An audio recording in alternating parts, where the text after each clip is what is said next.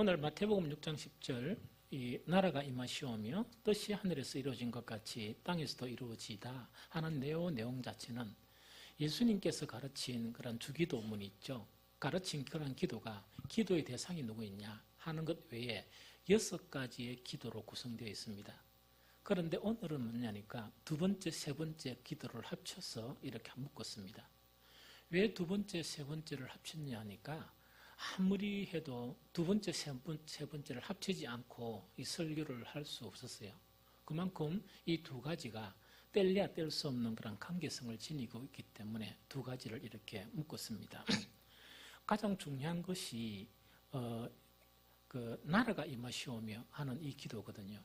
그럼 나라가 임하시오며 이거를 갖다가 직역을 하면 어떻게 되느냐? 당신의 나라가 오게 하옵소서 요 이야기입니다. 당신의 나라가 오게 하옵소서 요 이야기예요. 그럼 이거는 다른 말로 표현하면 어떤 말인가 하니까 우리는 죄를 짓고 이 땅에 정말 척박한 이 땅에 살고 있잖아요. 가시와 은근키가 있는 이 땅에 살고 있죠.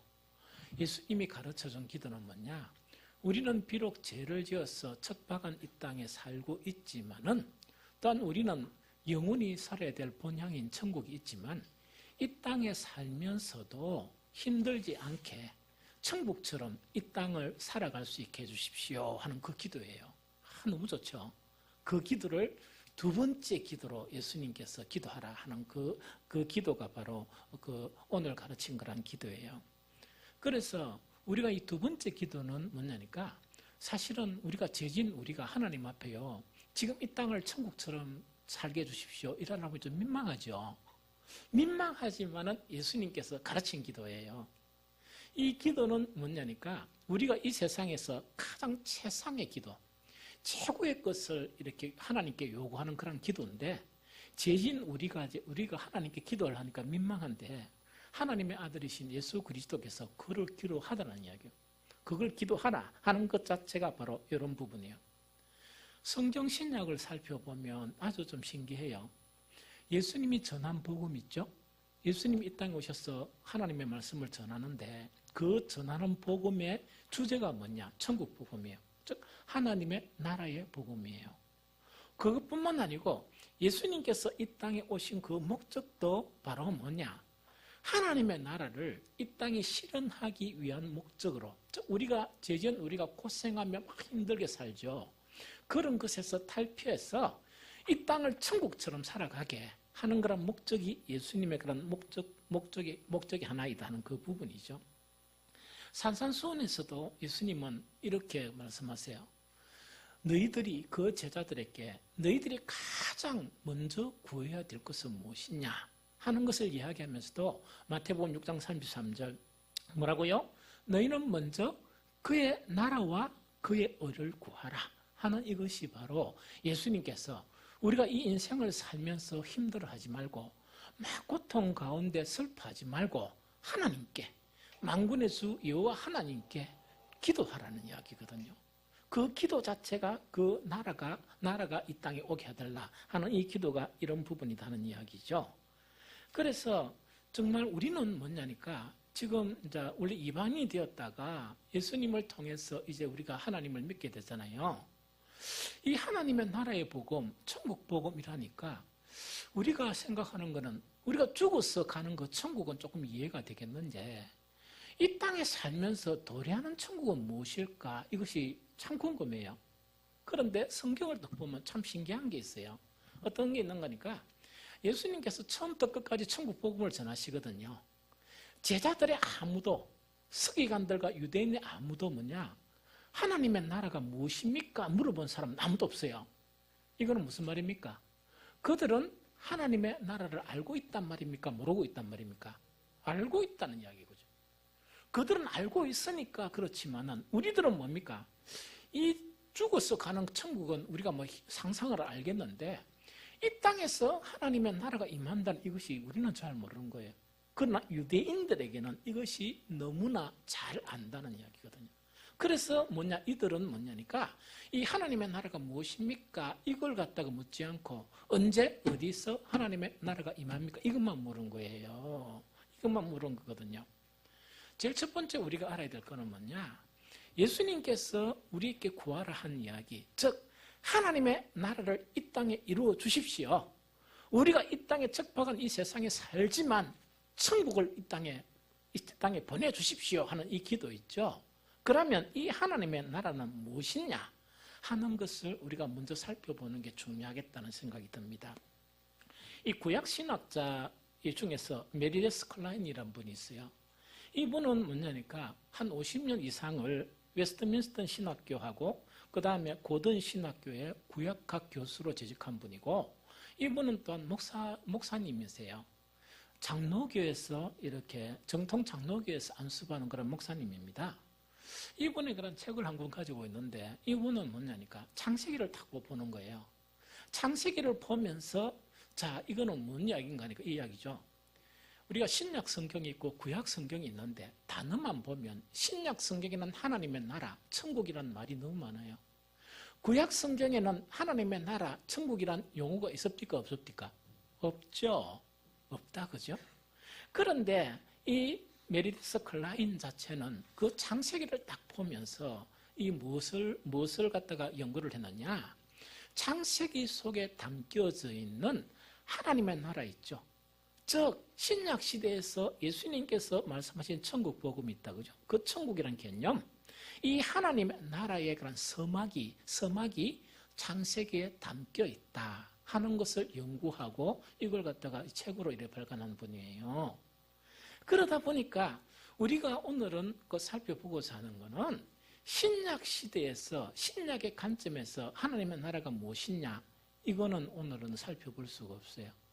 오늘은 단지 뭐냐, 구약 성경에 하나님의 나라, 천국이란 말, 즉 이 땅에 도래하는 천국이란 말은 전혀 없는데 구약 성경에 담겨져 있는 하나님의 나라는 어떤 것이냐 하는 그것을 살펴보는 이런 시간을 가졌으면 좋겠다는 생각이 들어요. 그러다 보니까 성경 전체가 방대하지만 구약 성경은 더 방대하죠. 그러다 보니까 목사가 상당히 힘이 드는 거예요. 왜냐니까 어떤 것을 인용하고 어떤 걸 요약해서 이 구약에 담겨진 하나님의 나라를 우리들에게, 우리 성도들에게 어떻게 설명할 것이냐 하는 그것이 상당히 어려웠었어요. 자, 그럼 어쨌든 간에 이제 한 살펴보도록 합니다. 정말 이 구약에 딱 보면은 자꾸 여러 가지 있습니다. 있지만은 아담과 하와도 있지만은 우리 믿음의 조상이란 그 아브라함 있죠. 그 창세기 우리 12장입니까? 그때부터 우리가 좀 살펴봤으면 좋겠다 생각이 들어요. 그 하나님께서 그 아브라함 있죠? 아브라함을 딱 부르실 때 그때 이미 우리는 무엇을 느낄 수 있느냐? 신약 시대에 있는 하나님의 나라, 즉 이 땅에 도래되는 하나님의 나라의 서막을 우리는 느낄 수가 있어요. 그게 뭐냐니까 창세기 12장 1절 2절입니다. 여호와께서 아브라함에게 이르시되 너는 너의 고향과 친척과 아비집을 떠나 내가 내게 보여줄 땅으로 가라. 내가 너로 큰 민족을 이루고 내게 복을 주어 네 이름을 창대하게 했으니 너는 복이 될지라. 너를 축복하는 자에게는 내가 복을 내리고 너를 저주하는 자에게는 내가 저주하리니 땅의 모든 족속이 너로 말미암아 복을 얻을 것이라 하신지라. 요 이야기입니다. 자, 봅니다. 그 당시 이 세상에 살고 있는 그 많은 사람 속에 하나님은 뭐냐? 신약에 이제 도래할 하나님의 나라를 이렇게 건설하고 계획하시는데 누구를 부르시다고요? 정말 아브라함을 딱 부르셨는데 그 아브라함을 부르시면서 말씀으로 이 천지를 창조하신 그 하나님께서 바로 뭐라고요? 내가 너한테 복을 주고 또한 너로 말미암아 모든 사람이 다 복이 된다 하는 이 이야기예요. 그럼 이거는 무슨 말인가니까 이렇게 험난한 세상 속에서 하나님이 지켜주시고 하나님께서 복을 주시는 그 시초가 되게 하는 것이 바로 누구라고요? 아브라함과 그 가족이 될 것이다 하면서 이제 시초가 되는 거예요. 그러면서 첫 번째는 이 나라가 아니고 이건 뭡니까? 가족이죠. 아브라함과 그 가족이에요. 가족인데 이 아브라함과 가족이 간 곳이 뭡니까? 지금 팔레스틴에 뭐라고요? 가나안에 이제 가는 거예요. 가나안으로. 잠깐 목표가 이 가나안으로 가는데 그때의 그 아브라함과 그 이삭과 야곱 있죠. 야곱 때는 비로소 뭐냐? 가족의 개념에서 어떤 개념으로 발전됩니까? 이 족장의 개념으로 이 발전이 되는 거예요. 족장의 개념으로 발전이 되다가 이제 애굽으로 이제 피신을 가잖아요. 피신을 가면서 뭐냐? 아브라함에게 예언한 그것이 이루어지는데 뭐가 이루어져요? 큰 민족이 이루어지게 되는 거예요. 그게 하나님의 섭리 과정이었어요. 그런데 그 애굽에서 종로로 타는 이스라엘 그 민족, 이제 나라가 되죠. 그 민족이 하나님께 막 기도하다 보니까 하나님께서 그들을 뭡니까? 하나님께서 원래 계획했던 정말 이 땅에 도래할 하나님의 나라, 그 나라로 그 민족을 이끌어 가시는 거예요. 그 땅이 어디입니까? 바로 아브라함에게 약속한 그 땅이에요. 아브라함에게 약속한 그 땅이에요. 그 땅입니다. 그런데 그 땅 자체가 가족의 개념에서 이제는 민족, 나라의 개념으로 되면서 그 땅 자체를 어떻게 하나님은 부르시느냐, 그 땅을 어떻게 이야기하느냐 하니까 여러분들 너무 잘 알죠? 출애굽기 3장 8절에 보면 내가 내려가서 그들을 애굽인의 손에서 건져내고 그들을 그 땅에서 인도하여 아름답고 광대한 땅, 젖과 꿀이 흐르는 땅, 곧 가나안 족속, 헷 족속, 아모리 족속, 브리스 족속, 히위 족속, 여부스 족속의 지방에 데려가려 하노라 하는 얘기입니다. 그럼 이 지방이 어떤 지방인가? 원래 그 조상 아브라함에게 약속한 그 땅이에요. 그 땅이에요. 그런데 여기서 두 가지 단어가 우리가 눈여겨볼 수 있어요. 하나는 뭐냐니까 그 땅 자체를 그 이스라엘에게 주면서 뭐라고요? 아름답고 광대한 땅이라고 이야기했죠. 이 아름답고 광대한 땅이라는 것은 어떤 의미를 이야기하느냐? 비옥하여 사람과 짐승이 살기에 매우 적합하다는 뜻이고요. 광대하다는 땅이라는 것은 뭡니까? 애굽의 종로로 타다 보니까 아무데나 다닐 수 있습니까? 못 다닙니까? 못 다니죠? 그런데 이제는 뭐냐? 상대적으로 너무나 자유롭고 넓고 넉넉한 삶이 이제 준비되어 있는 그 땅이다. 이런 개념이에요. 두 번째 뭐냐? 젖과 꿀이 흐르는 땅이라는 것은 무엇을 의미하느냐? 이건 이거예요. 그 당시에 그들의 직업이 뭐였습니까? 목축업이었죠? 목축업이었다, 그죠? 그러다 보니까 뭔가 있겠네. 소와 양을 많이 기를 수 있는 풍요한 목초와 물이 있는 복스러운 땅을 의미하는 거예요. 뿐만 아니고 꿀은 뭐냐니까 꿀을 만드는 벌들이 많이 살 수 있는 곳이 뭡니까? 뭐가 많이 있다고요? 꽃이 너무나 많이 있는 거예요. 꽃이 너무나 많이 있는 정말 그 땅 자체를 이렇게 이야기하는 거예요. 그럼 이걸 가만히 생각해 보면 아름답고 광대한 땅, 젖과 꿀이 흐르는 땅이란 개념 자체는 어떤 개념이냐? 이런 개념이에요. 우리가 보통 보면은 그 뭐를 갖다가 우리가 잃어버린 무엇을 연상하게 하는? 잃어버린 낙원을 연상하게 하는 그 땅이에요. 그 땅이에요. 이해가 되겠죠?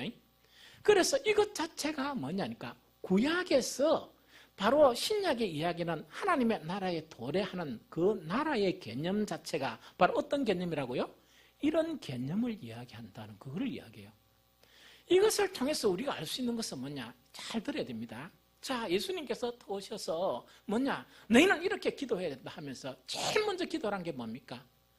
여호와 하나님의 이름은 거룩 그 자체가 되셔야 된다. 이거는 여호와의 하나님 이름이 거룩이 아닌 게 아니고 너희들을 통해서 여호와 하나님의 이름을 실추시킨 그것을 너희들을 통해서 그 이름을 거룩하게 다시금 올려놔라는 그 이야기거든요. 너희의 생각이나 삶이나 신앙을 통해서 그것을 옮겨놔라는 이야기입니다. 두 번째 기도 자체가 뭐냐니까 너희가 사는 이곳 자체를 무엇으로 오게 하라? 천국처럼 만들어 달라고 기도해라는 그 이야기입니다. 그래서 이미 아브라함을 택할 때 정말 이스라엘 민족을 택할 때 그 가나안에 들어가게 한 땅이 뭡니까? 바로 예수님께서 이야기한 그 뭡니까? 하나님의 나라 그 자체를 의미하는 거예요. 그럼 이거는 무엇을 의미하느냐? 우리는 다 천국 갑니까? 안 갑니까? 천국 가죠?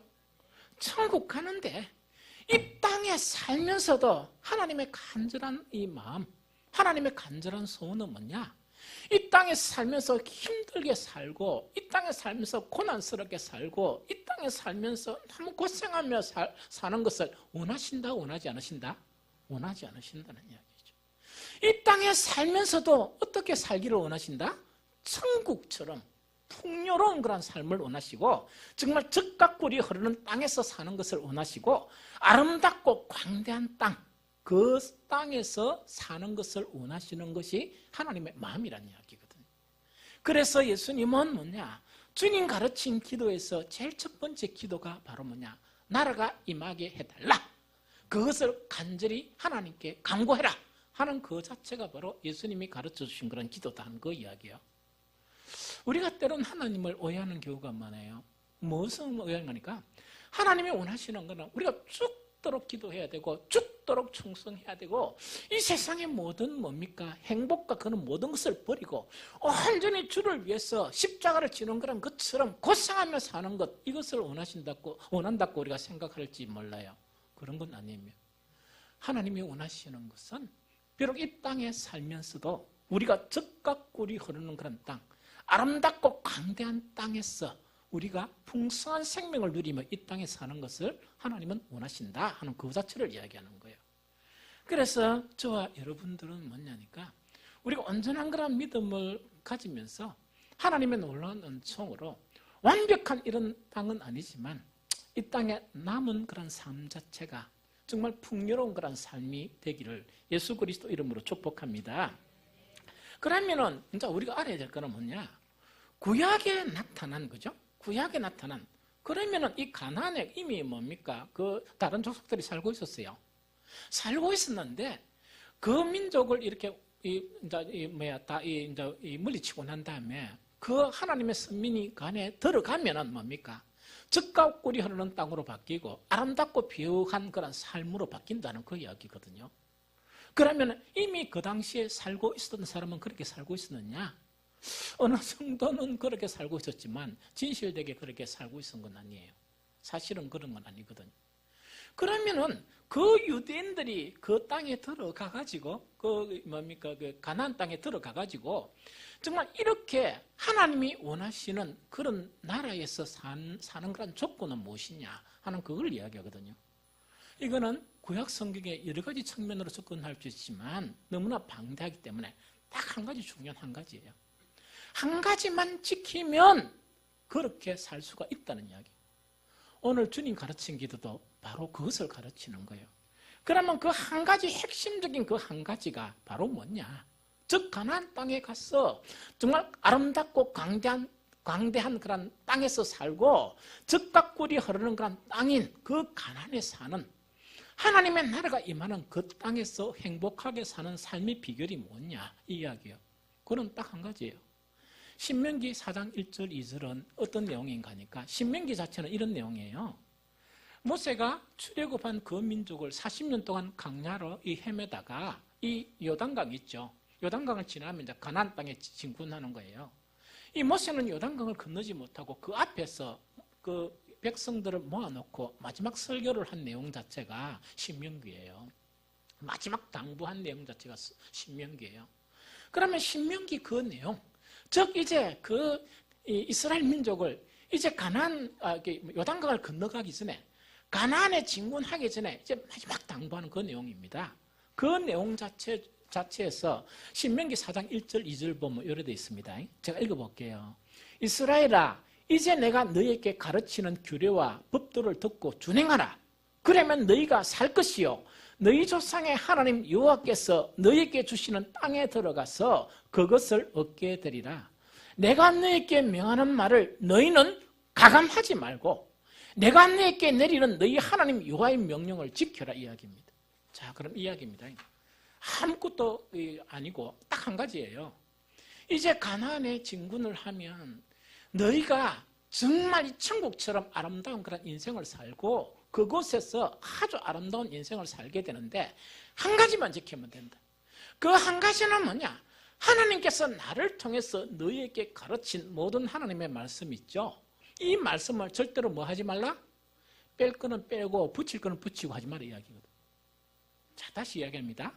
그걸 너희 마음대로 요거는 뭡니까? 한 100가지가 있다 그러면 여기서 한 60가지는 지키고 마지막 40가지는 좀 귀찮으니까 빼뿌리고 그거 하지 말라는 이야기거든요. 또 딱 보니까 뭐냐? 좀 부족한 것 같아가 20개를 추가해가지고 만들지도 말라 이야기입니다. 딱 하나님이 말씀하신 그대로 지키고 순종하면 왜 된다고요? 하나님의 나라가 거기에서 임함으로 너희는 행복하게 살 수 있다는 그 이야기입니다. 그 이야기입니다. 그 다음에 또한 뭐냐니까 신명기 28장에 그렇게 신명기는 전체 주제가 뭐냐? 순종이에요. 하나님이 주신 말씀을 지켜라 하는 그걸 이야기하거든요. 신명기 28장 1절에서도 뭐냐? 이렇게 말씀하세요. 네가 네 하나님 여호와의 말씀을 삼가 듣고 내가 오늘 내게 명하는, 여기는 뭐냐? 그의 모든 명령을 지켜 행하면 네 하나님 여호와께서 너를 세계 모든 민족 위에 뛰어나게 하실 것이라 하는 요 이야기입니다. 그러면서 그 뒤에 뭐냐? 이 세상에서 추구하는 모든 복은 바로 뭐냐? 너희가 다 받게 된다는 그걸 이야기합니다. 자, 신명기 4장에서 이야기하는 것은 뭡니까? 하나님의 말씀에 있으면 그 말씀을 뺄 것 빼고 추가할 건 추가하고 이걸 하라 하지 마라. 하지 말라는 이야기입니다. 하지 말고 그대로 다 지켜라. 그 다음에 신명기 28장에서 하시는 말씀은 뭐냐니까 하나님의 말씀이 있다 그러면 일부는 지키고 일부는 안 지키고 하라. 그게 아닙니다. 하나님이 하신 그런 모든 말씀을 의하다고요? 지켜라 하는 이야기입니다. 지키게 되면 하나님의 나라가 임하게 되어서 너희가 이 세상의 나그네 길에서 잠깐 사는 이 인생이 어떻게 된다고요? 행복하고 아름답고 풍요로운 그런 인생을 산다 하는 그 자체를 갖다가 이렇게 이야기합니다.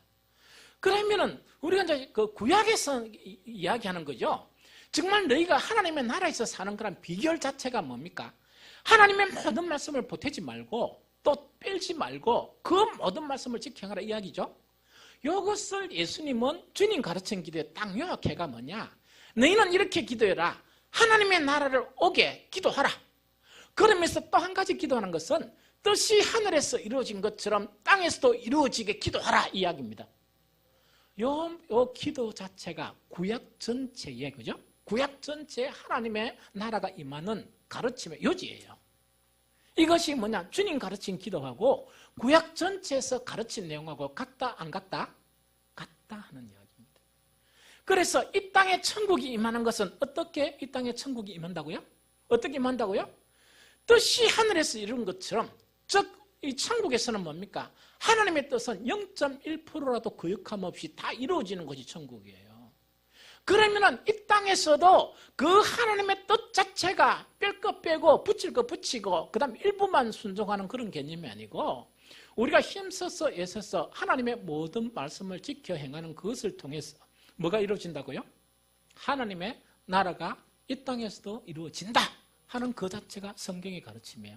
이게 이제 구약적인 가르침이고 주님 가르친 그런 기도에서 요지이고 핵심인 그런 부분이다 하는 이야기죠. 세 번째 우리 알아야 될 것은 자봅니다. 그 이스라엘 민족이 가나안에 들어갔죠? 들어갔습니까? 들어가서 천국의 삶을 누렸습니까? 그렇지 못했습니까? 이거는 대답해도 되는데. 천국 같은 삶을 누렸습니까? 안 그러면 망했습니까? 조금씩 누리다 가다가 한 5% 정도 누리다 95%는 힘들게 살다가 쫄딱 망해버렸어요. 이해됩니까? 그래서 이거는 뭐냐니까 하나님은 그런 마음을 가지고 그렇게 인도하지만 불순종하고 거역하는 사람에게는 해답이 없어요. 하나님께서 하실 일이 아무것도 없어요. 무슨 말인지 좀 알겠습니까? 그래서 하나님이 하시는 일은 메추리가 한씩 팼다가 그런 선지자를 통해서 뭡니까? 다시금 뭡니까? 각성시켰다가 이런 거 있죠. 그 일밖에 할 수 없어요. 선택은 누가 합니까? 자기들이 해요. 우리들이 하는 거다 하는 그거 지금 이야기합니다. 그래서 세 번째는 뭐냐니까 물론 부분적으로 뭐냐 복되고 행복한 그런 시절은 있었습니다. 그러나 대부분의 시절은 고통의 그런 시절이었어요. 그러면서 결국은 뭐냐 그 가나안 땅 있죠. 적각불이 흐르는 땅, 정말 아주 강하고 아름다운 그 땅 자체가 해파되어 버립니다. 해파되어 버리면서 자기들은 다시 애굽의 종로로 타러 간 게 아니고 어디에 종로로 타러 갑니까? 북이스라엘은 민족 자체가 없어져 버렸어요. 뭘 때문에? 아수르 때문에 없어져 버리고 남쪽 유다는 뭡니까? 어디에 종로로 타러 갑니까? 이 바벨론으로 종로로 타는 그런 신세가 되어지는 거예요. 이해가 됩니까? 그럼 우리가 알아야 될 것은 뭐냐?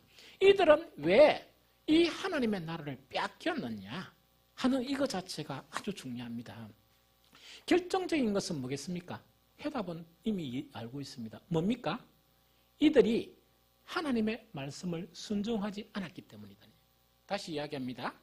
이들은 하나님의 말씀을 순종했습니까? 안 했습니까? 순종하지 않았다 하는 그거 지금 이야기하는 거예요. 그리고 불순종입니다. 불순종이거든요.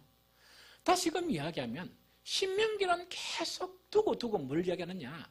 하나님의 모든 말씀을 지켜 순종하면 너희는 행복하게 산다 하는 것이 뭡니까? 줄기차게 모세를 통해서 하는 이야기예요. 그러면 신명기 6장 1절 3절에도 또 이야기합니다. 이런 것 너희 하나님 여호와께서 너희에게 가르치라고 명하신 명령과 규례와 법도라. 너희가 건너가서 차지할 땅에서 행할 것이니 곧 너와 내 아들과 내 손자들이 평생에 내 하나님 여호와를 경외하며 내가 너희에게 명한 그 모든 규례와 명령을 지키게 하기 위한 것이며 또 네 나를 장구하게 하기 위한 것이라. 이스라엘아 듣고 삼가 그것을 행하라. 그리하면 네가 복을 받고 네 조상들의 하나님 여호와께서 내게 허락하신 같이 젖과 꿀이 흐르는 땅에서 네가 크게 번성하리라. 줄기차게 이걸 약속합니다.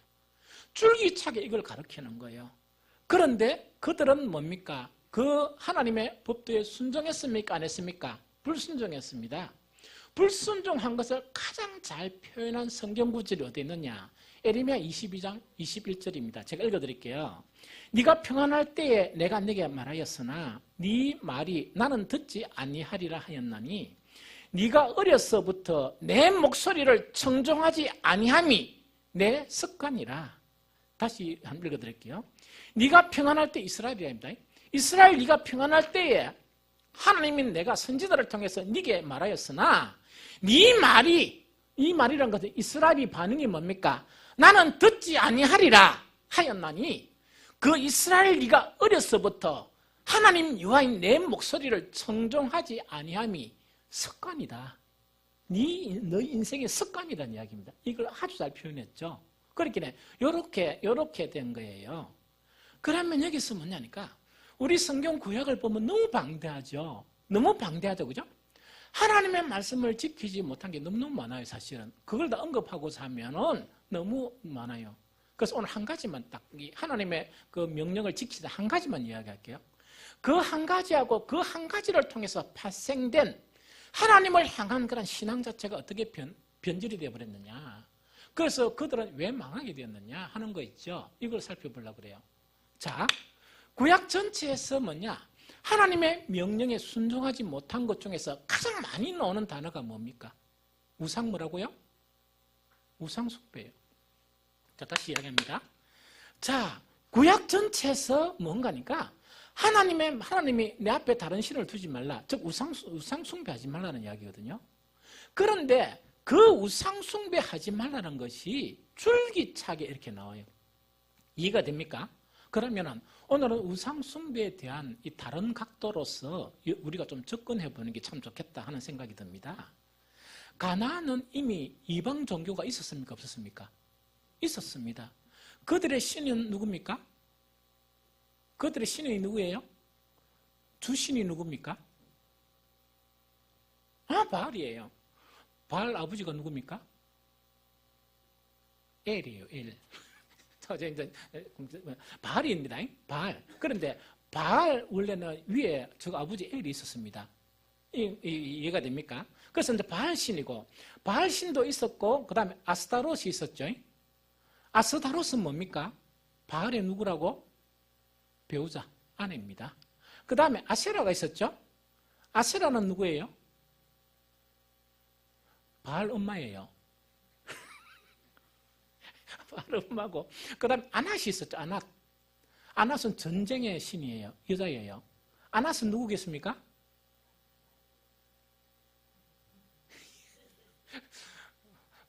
함식캔토는 맞기도 하지만 많이 틀리죠. 사지스 넣기 어려워요. 그래서 딱 찍으면 25점에서 30점밖에 안 나와요. 그 아낫은 뭐냐? 바알의 여동생이에요. 바알의 여동생이거든요. 그래서 이런 그런 신들이 짜달아 있었습니다. 그런데 자 봅니다. 유대 민족 자체가 뭐냐? 하나님을 섬기는데 정착하지 않을 때는 어디에서 섬깁니까? 천막에서 섬기죠.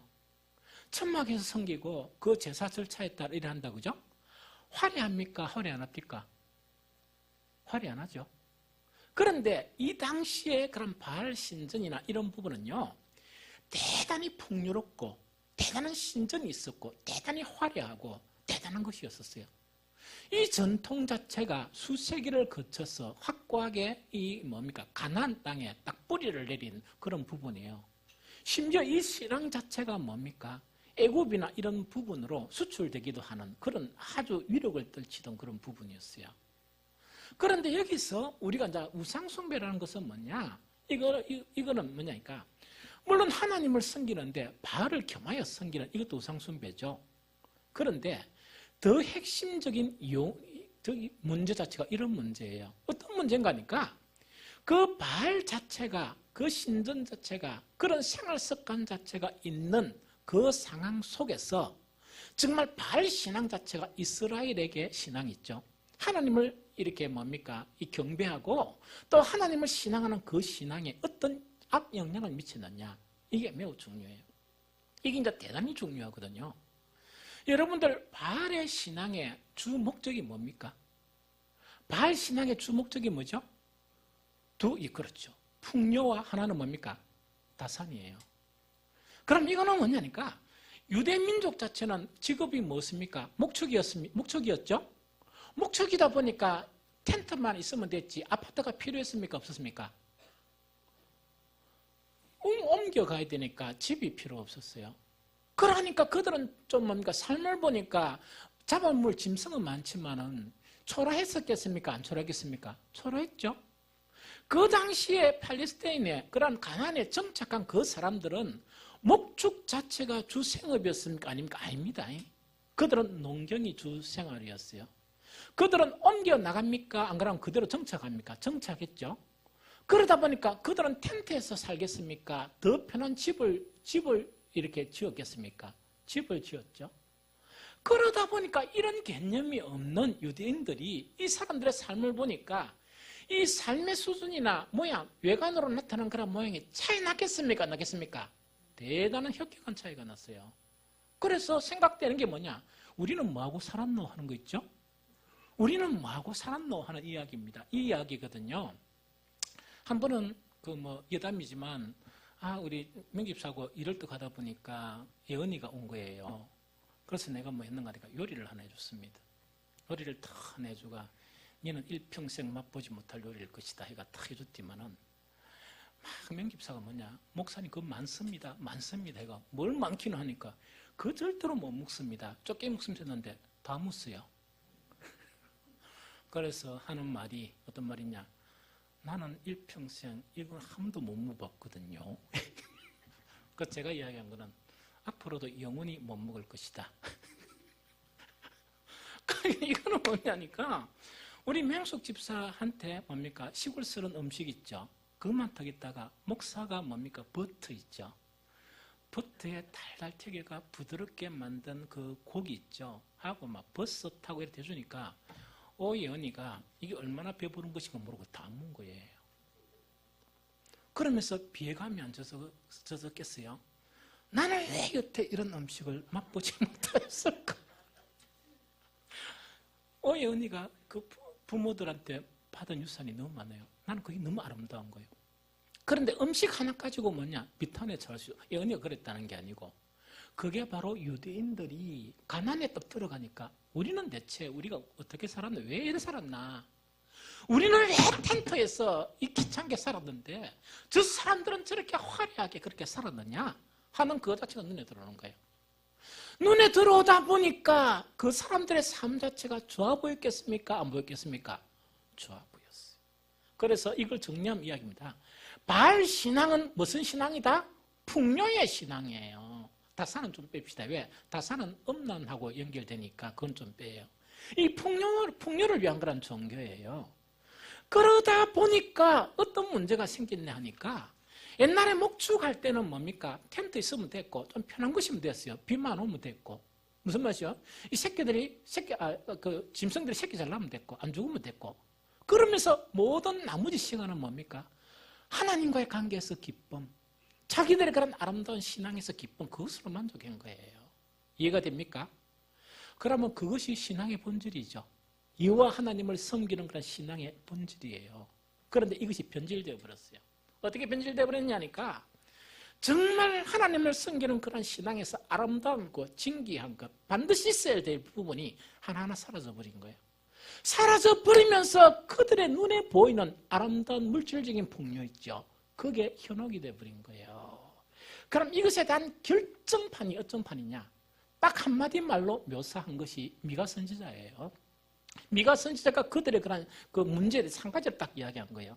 미가서 3장 5절 보면 현대인의 번역이에요. 제가 읽어드릴게요. 여호와께서 내 백성을 그릇된 길로 인도하는 성직자들에게 이와 같이 말씀하셨느니라 이야기입니다. 성직자는 오늘 목사예요. 이 성직자들에게 말씀하셨느니라. 그들은 헌금을 잘 내는 사람들에게 평안과 축복을 큰 소리로 외쳐주지만 그들이 바치라 하는 대로 헌금을 많이 내지 않는 사람에게는 저주를 선포하고 철천지 원수로 삼는다. 이 이야기예요. 자, 요거에 뭔 이야기입니다. 오늘날 이야기합니다. 그 당시의 이야기예요. 미가 선지자가 본 그들의 시대 이야기예요. 그들은 처음에는 하나님만 섬기면 됐었어요. 그런데 정말 이 팔레스틴에 들어가가지고 뭡니까? 이 가나안에 정말 원 사람들이 화려하게 사는 그런 모습을 보면서 뭐라고요? 옛날에는 그런 물질적인 그런 부분에 가치성을 두지 않았는데 모든 부분에 물질적인 부분에 가치성을 두는 신앙으로 변질되어 버렸다는 얘기예요. 이거 좀 이해가 됩니까? 이거 잘 알아들어야 됩니다. 그럼 이것이 가장 결정판이 뭡니까? 평신도가 그거를 이렇게 하면은 영적인 지도자가 그건 아니다 말게 될 거 아닙니까? 그런데 이게 뭡니까? 누구까지 현혹됐다? 성직자까지 현혹될 가 뭔가니까 헌금을 많이 내면 딴 거는 괜찮아요. 신실하든 신실하지 못하든 마음이 주님 앞에 진실하든지 그건 안 본다는 이야기거든요.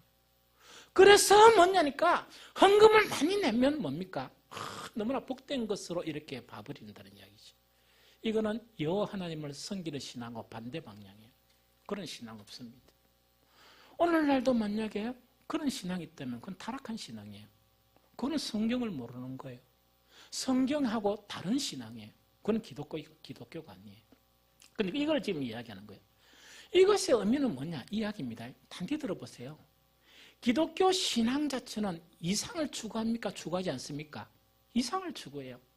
기독교 신앙은 뭐냐? 선을 추구하는 것을 아름답게 보고 그것을 갖다 복으로 봅니까? 안 봅니까? 복으로 봐요. 기독교 신앙 자체는 진리가 주는 그런 자유를 누리는 거 있다. 그죠? 이 세속에서 자유로운 그 자체가 뭐냐니까 아주 복으로 보는 거예요. 뿐만 아니고 기독교 신앙 자체는 뭐냐? 공의, 정의를 행하는 이 자체를 갖다가 가장 아름답게 보고 그렇게 살 수 있는 사람을 가장 하나님의 축복 안에 있는 사람으로 보는 거예요. 그런데 가나안에 가서 신앙이 변질되어 버렸어요. 이런 것보다 무엇이 더 복으로 느꼈다고요? 풍요로움 자체를 더 복으로 느낀 거예요. 풍요로움 자체가 더 복으로 이렇게 복으로 인식을 하게 된 거예요. 그래서 옛날에는 뭡니까? 목축업을 하면서 이동할 때는 한 번도 그런 것을 구하지 않고 오로지 여호와 하나님에 대한 진실한 신앙만을 추구하며 살았던 그들이 그거는 뒷전으로 이렇게 물러간 거예요. 정의나 이상이나 혹은 뭡니까? 진리가 주는 자유 있죠. 이거는 별로 가치가 없는 것으로 생각하고 오로지 무엇을 가치로 생각했다? 돈을 많이 벌고 잘 사는 것을 하나님과의 관계에서 복의 개념으로 생각한 거예요. 이거는 여호와 하나님을 하는 신앙입니까? 바알 신앙입니까? 바알 신앙.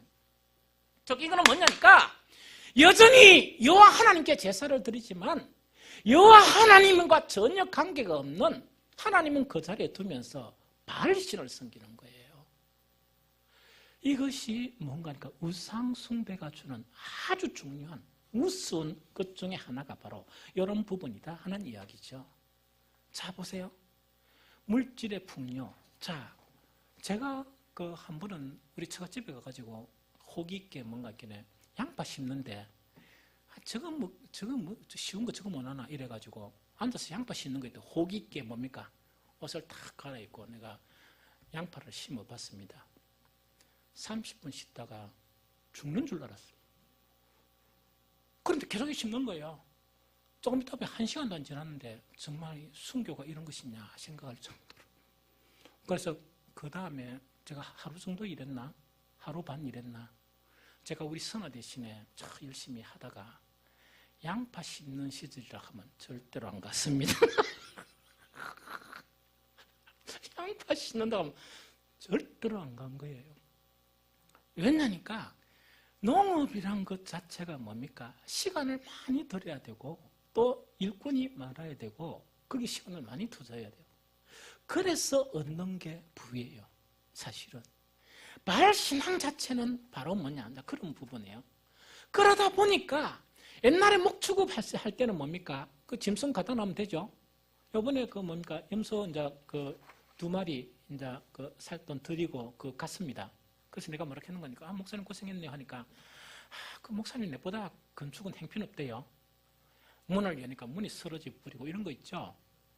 이랬다 하는데 보니까 이게 요만해가지고, 그래가 뭐냐, 아, 목사님 손 보세요. 제가 이거 한다고 혼이 났으면 돼가지고 우리 교회 오셨으면은 얼마나 내가 벗은 몸을 보여주면 온데 찢기고 상처 있고 머리 터지고 이런 거 있죠. 이런 걸 보여줬으면 기절하겠다는 생각이 듭니다. 그래서 내가 이야기인가, 목사님 이거 이 짐승들은 묻잖아 이래요. 안 들어온다 하던데요. 그래서 내가 우리 사준 거 짐승한테 잡으면 이렇게 뭐하나 싶은 거 있죠.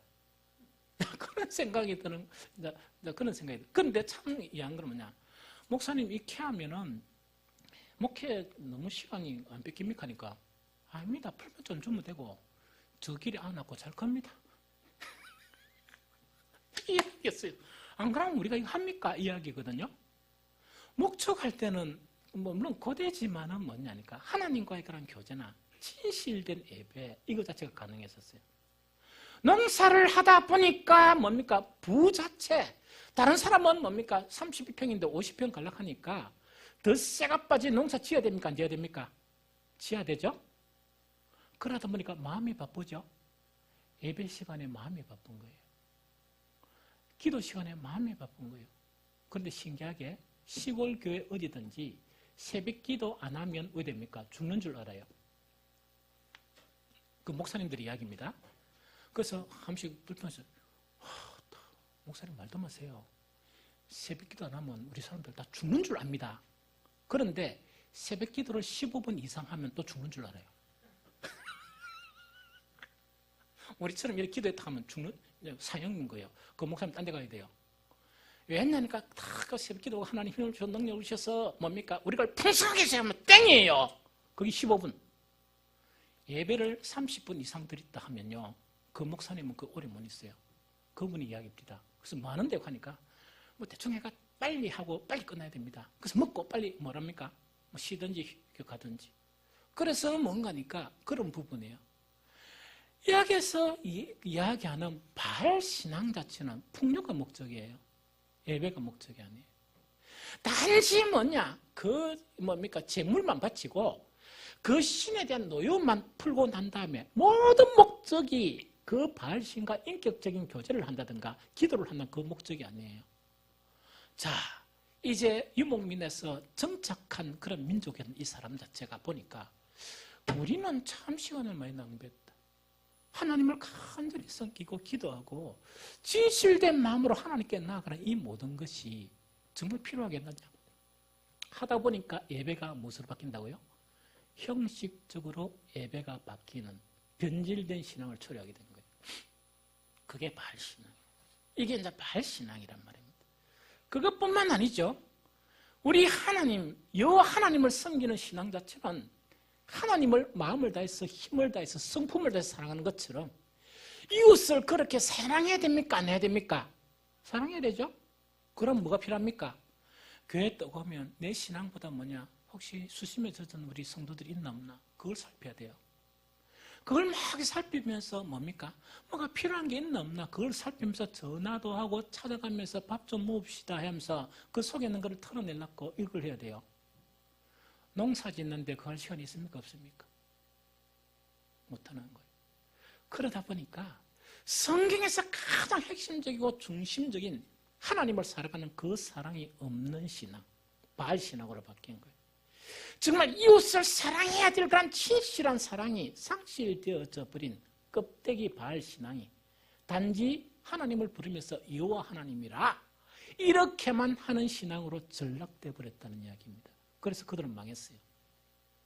그래서 그들은 이것 자체가 뭐냐? 풍요를 주꼴로 생각했는데 쫄딱 망해버린 거예요. 하나님하고 점점 멀어진 거예요. 이 신앙이 그런 바알 신앙이다 하는 그 부분이에요. 그 결과 자체를 갖다가 그 미가서 선지자는 한마디로 표현했어요. 미가서 3장 6절에 그러므로 너희가 밤을 만나리니 이상을 보지 못할 것이요 어둠을 만나리니 점치지 못하리라 하셨나니 이 선지자 위에는 해가 져서 낮이 깜깜할 것이니라. 영적인 어둠과 이상이 사라져버린 우리 기독교는 뭐냐? 이상의 종교예요. 천국, 산소망의 종교예요. 그 모든 것이 사라져버린 깜깜한 아무것도 없는 껍데기밖에 없는 그런 종교로 전락해버렸다 하는 것 자체가 바로 뭐라 말입니까? 우상 바알을 섬기는 그 신앙 자체가 여호와 하나님을 섬기는 그 신앙을 타락하게 만든 타락하게 만든 부분이 이런 부분이라는 이야기예요. 두 번째요. 이 땅의 풍요가 중요한 그 바알 신앙이 있죠. 바알 신앙 자체는 점점 무엇을 등한히 하겠습니까? 자 보세요. 여호수아는 뭐냐? 밤낮으로 하나님의 말씀을 이렇게 밤낮으로 하나님 말씀을 이렇게 묵상하고 그 가운데 있는 대로 다 지켜행하라 됐죠. 목축은 가능했을 거예요. 어떻게 농사를 지어가지고 정말 아름다운 그런 뭡니까? 집을 만들고 이렇게 하려고 하니까 그렇게 했다가는 농사 지을 수 있습니까? 없습니까? 안 되죠. 그렇게 했다가는 정말 사람들이 살아가는 그런 풍요를 가질 수가 없거든요. 그러다 보니까 오해되는 거니까 하나님의 말씀을 뭡니까? 순종하는 것은 고사하고 하나님의 말씀을 가까이 할 시간조차 없는 거예요. 하나님의 말씀을 가까이 할 시간조차 없는 그런 신앙으로 변질된 신앙으로 타락한 거예요. 그것을 아모스 선지자는 어떻게 이야기하느냐?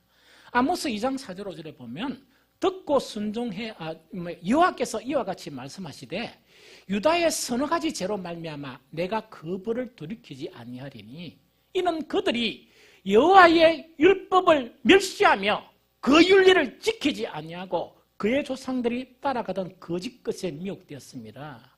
내가 유다의 불을 보내리니 예루살렘의 궁궐을 사르리라 하는 거예요. 그럼 이거는 뭐냐? 하나님의 말씀을 순종해야 되는데 순종 차원은 못 들어가는 거예요. 왜? 가까이 가지를 못하는 거예요. 그것을 갖다가 정말 아모스 선지자는 어떻게 평가했나? 어떻게 이야기 나가니까 너희가 아예 하나님의 말씀을 뭐 했다? 그 하나님의 말씀을 멸시해버렸다는 이야기예요. 가까이 하지조차 않은 거예요. 왜? 너무 바빠가. 살아가는데 바빠가지고. 이거는요, 신앙이 아니거든요. 이거는 신앙이 아니거든요. 그런데 이 현상 자체는 아주 무서운 것을 초래했어요. 그 당시에 무엇을 초래했느냐? 예레미야 5장 30절 31절 보면 이런 이야기입니다. 이 땅에 무섭고 놀라운 일이 있도다. 자, 다시 읽습니다. 이 땅에 무섭고 놀라운 일이 있도다.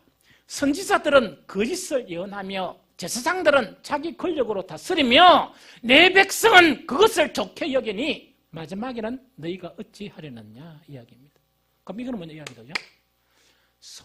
오늘 이야기하면 성경을 모르니까 깜깜하니까 성경을 가까이 할 시간이 없으니까 어떻게 한다고요? 일하다 보니까 호기가 생긴 거예요. 선지자는 뭡니까? 거짓 예언을 하죠. 사람들이 참 선지자의 말은 듣기 싫어하는 거예요. 왜? 참 선지자의 말은 하나님께로 돌아오라. 그럼 바쁜 시간 속에서 하나님께 예배하고 하나님께 기도를 하니까 그게 얼마나 듣기 싫게요. 바빠 죽겠는데 농사하는데 몸도 피곤해 죽겠는데 당장 돈을 벌여야 되는데 당장 돈을 벌이는데 급급하고 온 정신을 거기에 쏟아야 되는데 그런데 참 선지자는 하나님께 돌아오라. 하나님의 말씀에 순종하라 하니까 이게 무슨 이런 이야기가 있냐. 다른 바알 신을 섬기는 건 안 그러는데 이런 이야기거든요. 재물만 바치면 되는데 이야기거든요. 재물만 바치어서 이렇게 되면 아무 문제가 없는데 왜 우리는 이렇게 해야 되느냐. 이러다 보니까 뭔가 이렇게 거짓 선지자들이 막 이렇게 거짓 이야기를 하면 그게 홀깃한 거예요. 왜? 거짓 선지자는 그 사람들이 원하는 말을 전하거든. 그 사람이 원하는 말을 전하거든. 그러니까 내 백성이 뭡니까? 거짓 선지자들을 더 좋아하니까 그 끝은 어떻게 되겠느냐? 그 끝이 뭡니까? 반드시 망한다는 이야기거든요. 자, 그걸 이야기합니다. 그 다음에 또 한 가지 이야기예요. 아주 충격적인 이야기예요. 바알 신앙 자체 있죠. 우상 숭배는 뭐냐 이야기입니다. 아까도 조금 언급했지만 이야기거든요. 하나님을 섬기죠. 하나님을 섬기죠. 보고 듣고 느끼는 것은 뭡니까? 바알이죠. 이해가 됩니까? 하나님을 바꿔버리는 거예요. 하나님을 바꾸는 거예요. 어떻게 해요? 하나님을 하나님이라 부르면서 하나님을 무엇으로 바꾸느냐? 바알로 바꿔버리는 거예요. 여러분들 충격적이 아닙니까? 다시 이야기할까요? 자기 조상 대대로 섬기는 거 하나님께 예배하고 제사를 하는 거예요. 하나님 이름을 부르는 거예요. 그런데 하나님의 본질을 무엇으로 바꿔버린다? 낮고 천하고 추한 바알로 바꿔버리는 거예요. 그러면서 이름은 하나님이라고 이름 부르는데 실제로 섬기는 하나님의 모양은 없어지고 뭐라고요? 바알을 섬기는 거예요. 그런데 여기에서 대표적인 주자가 누구냐? 유다 아하스 왕이에요. 자, 아하스 왕 하는 거를 제가 읽어드릴게요. 이제 다 돼갑니다. 열왕기하 16장 10절 14절을 보면 이런 내용이 있습니다.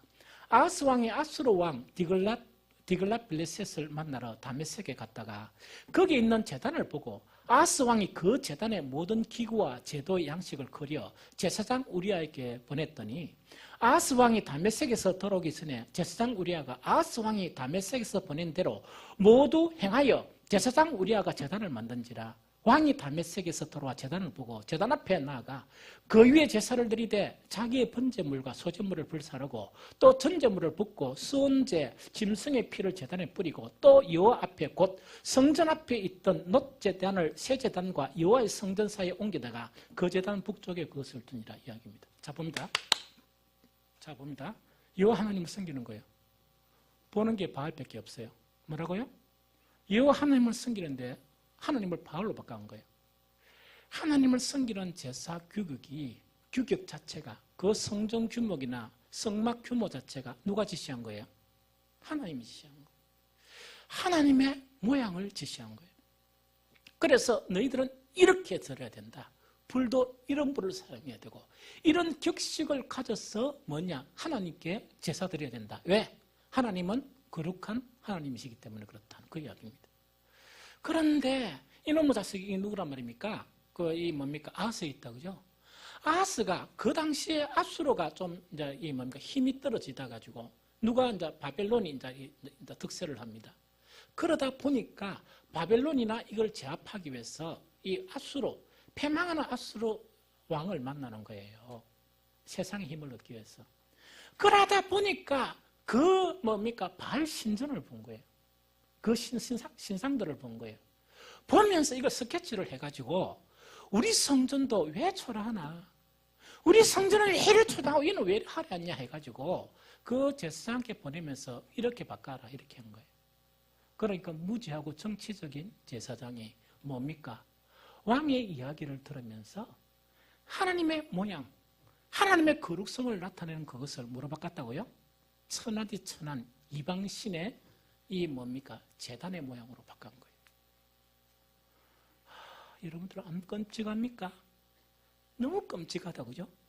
이런 일을 초래하는 것 자체가 우상숭배예요. 단순히 우상을 만들고 하는 그런 것이 아닙니다. 여러분들 유진 피터슨 여러분들 혹시 알아요? 저도 한 3권인가 책을 가지고 있어요. 참 글을 잘 써요. 이 유진 피터슨이 뭐냐니까 그 바알 신앙이 있죠. 이 바알 신앙을 참 잘 연구를 했어요.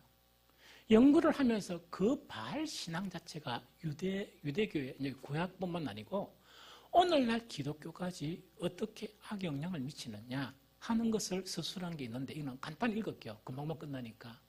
간단히 읽어줄게요. 제일 첫 번째로 뭐냐? 바알 신앙은 뭐라고요? 사람들의 기분을 좋게 하는 신앙이다 이야기. 하나님을 기분 좋게 하는 게 아니고 주님을 기쁘시게 하는 게 아니고 누구만 기쁘게 한다고요? 사람만 기분 좋게 하면 된다 이야기거든요. 그러면서 이분이 선거를 갖다가 읽어드릴게요. 이거는 뭐냐? 그것은 그 바알 신앙입니다.